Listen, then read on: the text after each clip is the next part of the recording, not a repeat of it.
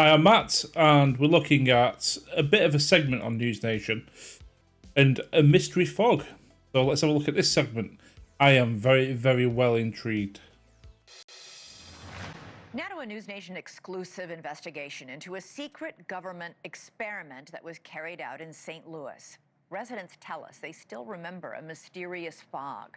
Children would run through it. Mothers would try and close their windows against it. For decades, they all had questions, and now we're seeking answers.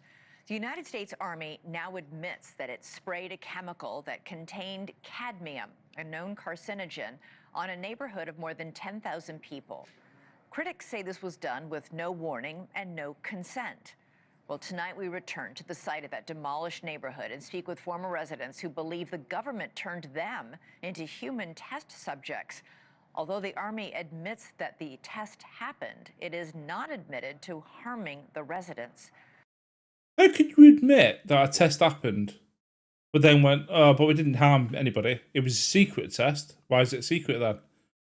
Because you were harming people? No, that never happened. I'll tell you what, governments know no bounds how to screw their own people over. News Nation's Natasha Zubez investigates what was in the fog and why the truth may still be buried. I mean, before we get into this, if you've never seen it, check out the film The Fog. It's really, really good, especially with Halloween coming up. The fog drifted through the streets like a ghost. That's exactly what it looked like, a thick fog. It was summertime and it was hot. We would just run through it as fast as we could and try to just cool ourselves off. It stuck to you. Suppose if you're a kid, you'd just think it was like fun, wouldn't you? You'd just be running through, be thinking it was fun. And I mean, if you were around, what would you think it was? Spray was so foul as far as the odor. It made some of us have headaches, nausea, dizziness. That's what I remember. It made me sick. It wasn't the weather. It was an eerie smoke descending from rooftops, rolling from the backs of trucks. Regular flatbed truck, but it had a big machine on the back. And it had a big nozzle that really sprayed up. Christ on a bike. So they just rolled through town spraying this shit on people. Fog you couldn't even see through. It was that thick. And it really, we felt it as it would adhere to our skin. And as far as the guys on top of the buildings, they tried to portray them to us as maintenance workers. But we was like, what is a maintenance worker doing? And basically a hazmat suit. And they had masks and goggles. In the 1950s and 60s, in secret, the U.S. Army sprayed zinc cadmium sulfide into the air of a St. Louis housing project, a largely black neighborhood called Pruitt-Igoe. It was a lose-lose situation for us in Pruitt-Igoe. We were subjects. They didn't ask for our permission. I mean, they're not going to ask you permission because, you know what, you'd turn around and go, fucking absolutely not. We don't want our kids sprayed with this shit. We didn't ask for them to spray us. My government used me like I was a guinea pig. We're standing at where Pruitt-Igoe And I bet it wasn't an accident that it was a predominantly black neighborhood either. used to be here in St. Louis, and it's hard to believe more than 10,000 people used to live here. As we bring our drone up, you can see it's mostly just an empty lot now, overgrown with trees. This used to be filled with 33 high-rise buildings. It was all demolished in 1976. And according to the National Research Council, St. Louis was chosen for spraying experiments because it had similar characteristics to Soviet targets like Moscow in terms of population density and terrain and proximity to a river. I mean, which came first, really? The thought of the experiment or that town being created the way it was to look like Soviet Union? The government now admits to a secretive series of Cold War tests, including one dubbed Large Area Coverage. More than 30 tests conducted across the U.S. and Canada, spraying zinc cadmium sulfide from planes, rooftops, and vehicles to simulate how a biological attack might spread, all to prepare for potential warfare against the Soviets. Fucking who's scared of the Soviets when it's your own government doing it to you? Oh, Jesus. just angers you. It's not even my government. I'm not saying the British government doesn't do this shit. You know, every government probably does.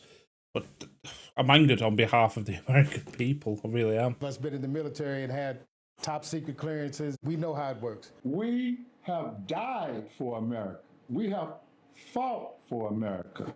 You are a veteran. I am United States Air Force veteran. Dr. Starks, you're a veteran as well, isn't Yes, I am. I'm an Air Force veteran also. Is there a sense of betrayal here? Definitely. Definitely. They want to know if those secret tests have anything to do with what they're observing with their own eyes. I lost my 2 older siblings to cancer. I lost a brother last month.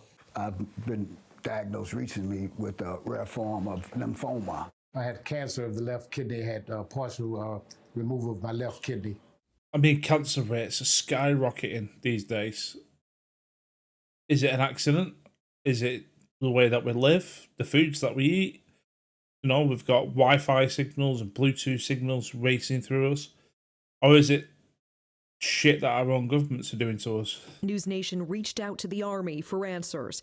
They provided a one-page response. It says the Army's own Center for Health Promotion and Preventive Medicine investigated in 1994 and found inhalation exposure would not pose a health risk. Then why do it?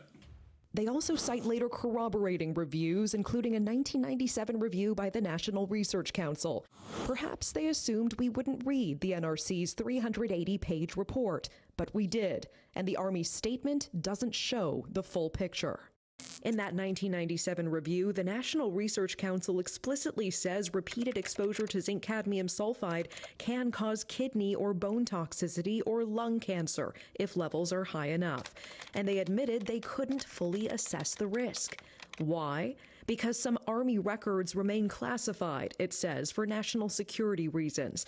More troubling, key Army exposure records were missing, and when the NRC asked the Army to supply them, the Army said it couldn't find them. Finally, the NRC considered conducting its own study, but concluded it wasn't feasible.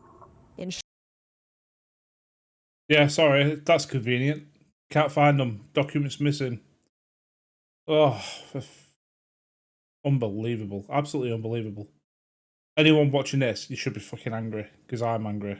Short, it did not test the site, collect samples, or test residents, and they didn't have access to all the data. Their review was based on what the Army gave them, and what the Army either could not find or withheld. The Army ends its statement to News Nation by saying, quote, none of the reports contained evidence of a radioactive component to the zinc-cadmium sulfide dispersion tests. Residents say the secrecy and delays are no accident. They're waiting us out. They're waiting on all of us to die.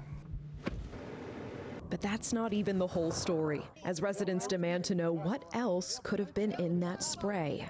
They have not come clean with what was in there. Do you believe?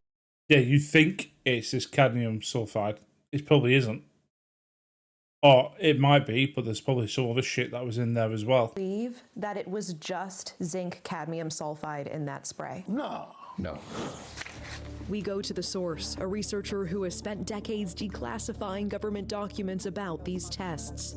Do you believe the U.S. government sprayed some kind of radioactive material on the residents of St. Louis? I believe that they did. And the government's surprising response to our request to declassify Believing that they did and proving that they did is two different things. I mean, what the hell? Plus, renowned activist Erin Brockovich weighs in. Do you think there's been a lie here, a cover-up here? It sure looks that way. The residents are asking for an apology from the government for being experimented on. They are asking for compensation for health studies for themselves and their children. They're also asking for transparency. They want the government to release all the documents about the spraying. So, Elizabeth, tomorrow night on your show, we will go on a journey to try to declassify the one government document that a key researcher tells us she has never been able to expose. And we take the investigation to Erin Brockovich. For the residents still here, still fighting, the question is whether they will get any answers before it's too late. Elizabeth. Well, they have a better chance of it with you on the case. Natasha Zuvez, thank you so much. Absolutely diabolical shit. I mean, they're on flatbed trucks spraying neighborhoods. Kids are running through it. But spraying neighborhoods full of kids, I can't think of anything worse, to be honest.